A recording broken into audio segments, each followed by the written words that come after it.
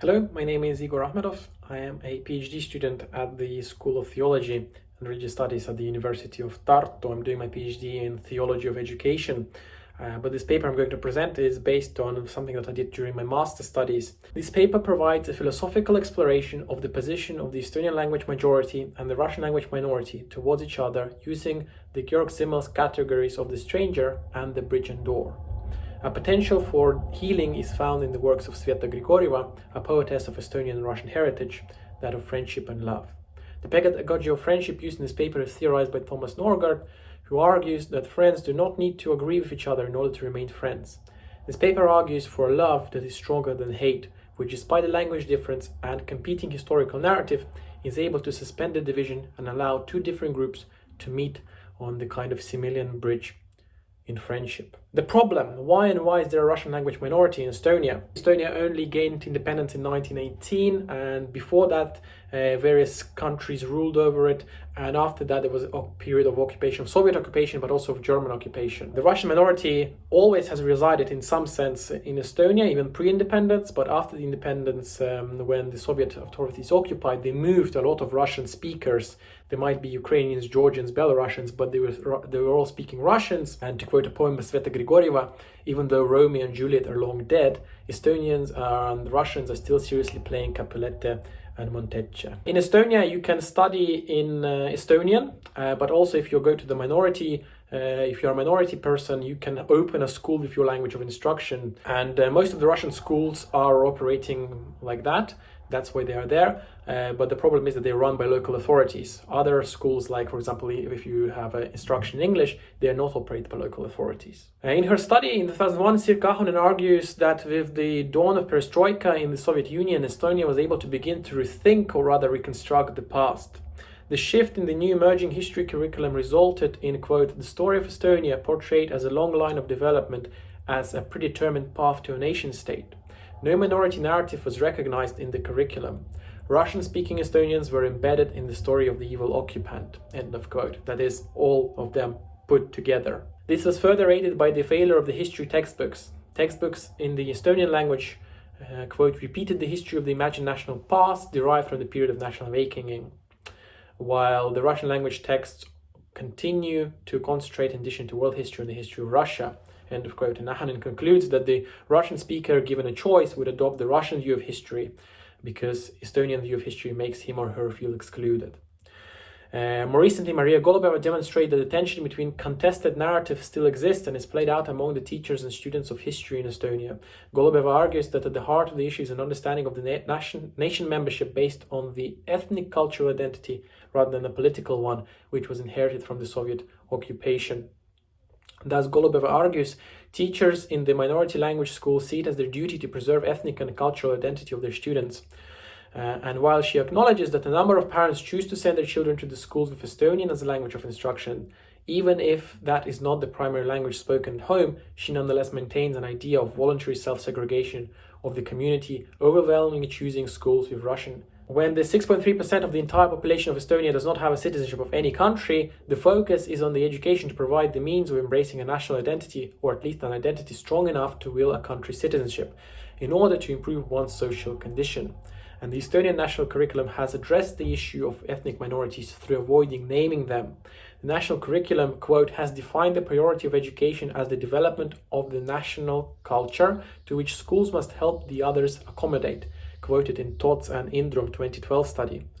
And this study has demonstrated that this resulted in the Estonian language majority to be state-focused and Russian language minority to have a cosmopolitan outlook in the citizenship education. And another possible explanation for this difference is the state versus cosmopolitan-focused education provided by the argument in paper by Tatiana Killo and Dagmar Kutsar.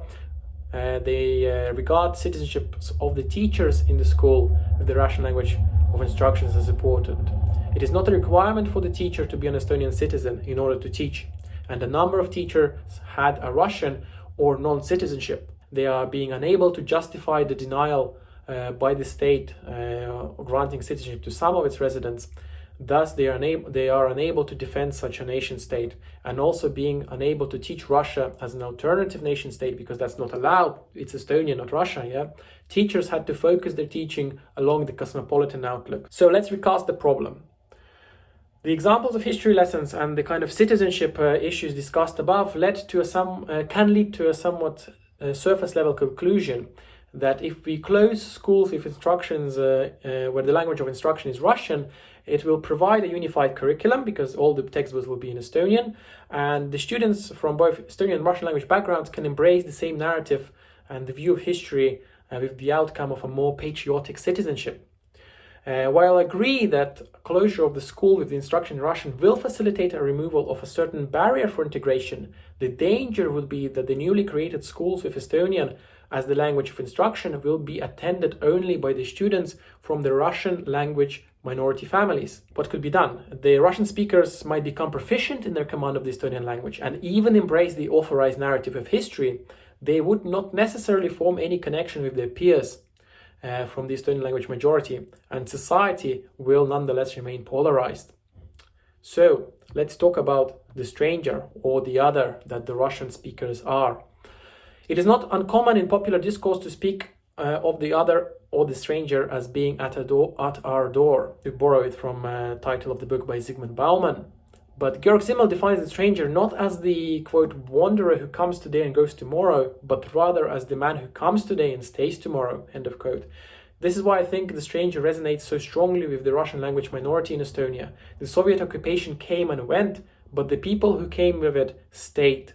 The stranger can settle down, acquire property, but that would not stop them from being the stranger. Here, the land ownership needs to be understood in terms of the ethnic national belonging. The stranger can become a citizen, but it would not make them the same ethnic group as the one that is a majority in the land. And Simmel argues that the stranger is not bound by the roots to the particular constituents, and argues that the communality provides a basis for unifying the members, to be sure, but it does not specifically direct these particular persons to one another.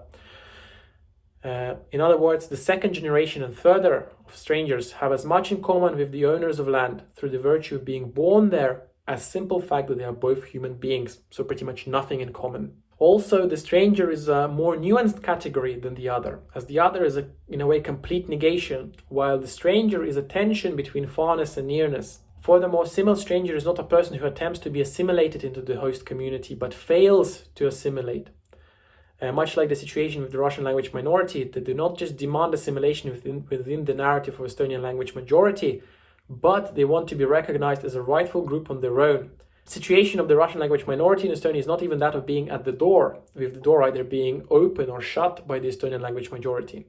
As the Russian language minority is so multi-faced, I argue it's more appropriate to speak of the Russian language minority being in the threshold, a space of neither in nor out, with the door neither being open nor shut. The result of such societal position being ignorance from the position of majority, epitomized in the kind of non-being represented by the non-citizens in Estonia, which might explain the kind of cosmopolitan outlook of the students as well. Now let's talk about building bridges. I argue that applied to the context of Estonian and Russian language schooling, as well as a partition in the wider society, the symbolism of the door is therefore lacking, and instead the bridge is a more helpful imagery to narrate a possible resolution of the issue. It is noteworthy that a bridge over the river Narva that serves as a border between the Republic of Estonia and the Russian Federation is called the Narva Friendship Bridge. For Simmel, road building, a desire to connect two separate spaces, is a miracle, and construction of a bridge is its zenith. The bridge acts as a visible symbol of human volition and ability to connect those things that are separated.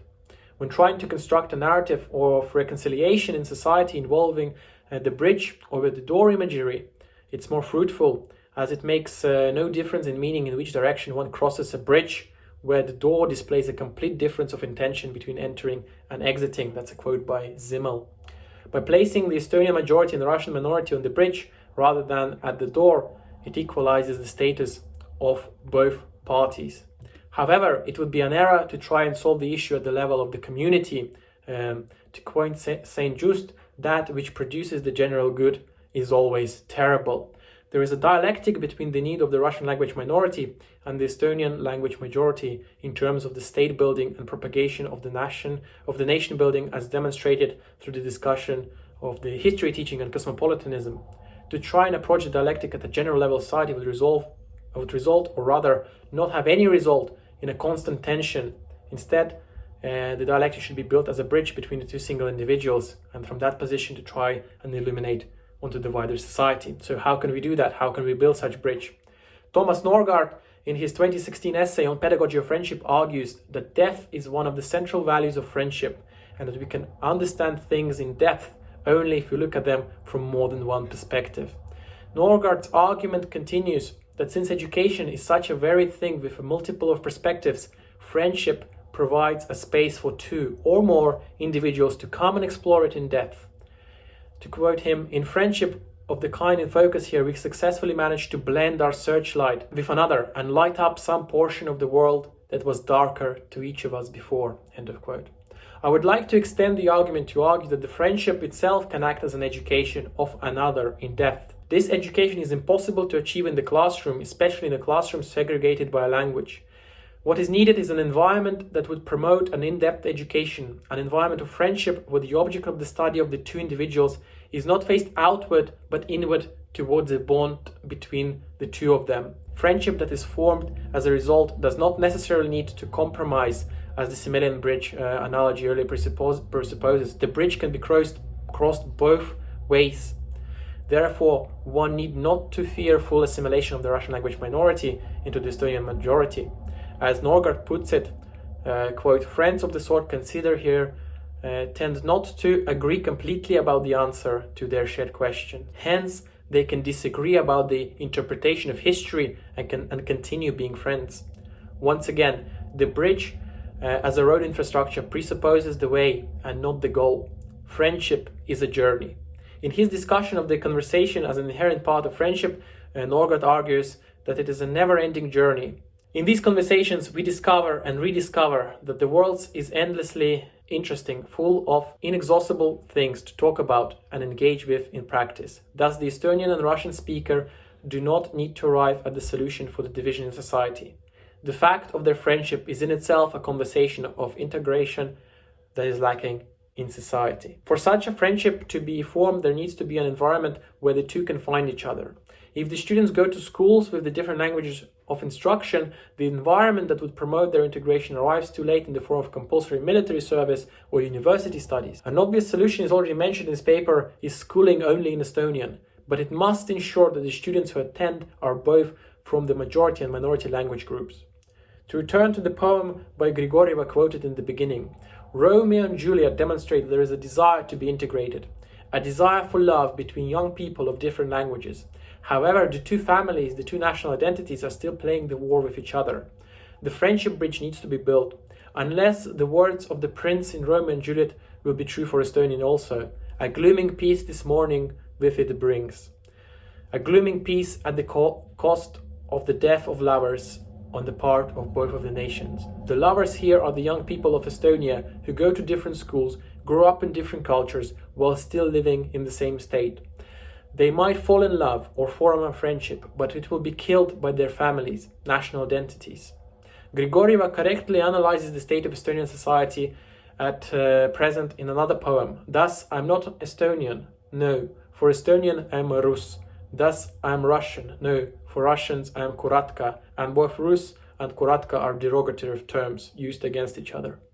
I'm suggesting an overflow of friendship into a love relationship that would produce individuals with identities like of Grigorieva. She's an Estonian or a Russian or an Estonian Russian. The more people with an identity of that of Grigorieva there are who are inhibiting the space between the two polarities of the national language identities, the more likely the dialogue between the friends or lovers will flow over into something more meaningful at the level of the society at large. I do not believe that the problem of Estonian-Russian split can be solved at the level of policy. Certainly, as this paper's exposition of the history teaching demonstrated, there is a need for the improvements to be made. However, there is a danger that we'll be only able to create a single identity and homogenize the variety of differences between the individuals. To move from the stranger to a friend is a move of love. It can only be done at the level of a single individual. Grigorieva's poem demonstrated the point. For someone in particular, you are still someone in particular. The bridge, Simmel argued, is a part of a wider road infrastructure. Thus, there is no reason to speak of the Russian-Estonian unity as a goal, but rather as the way in the relationship of the individuals. Thank you.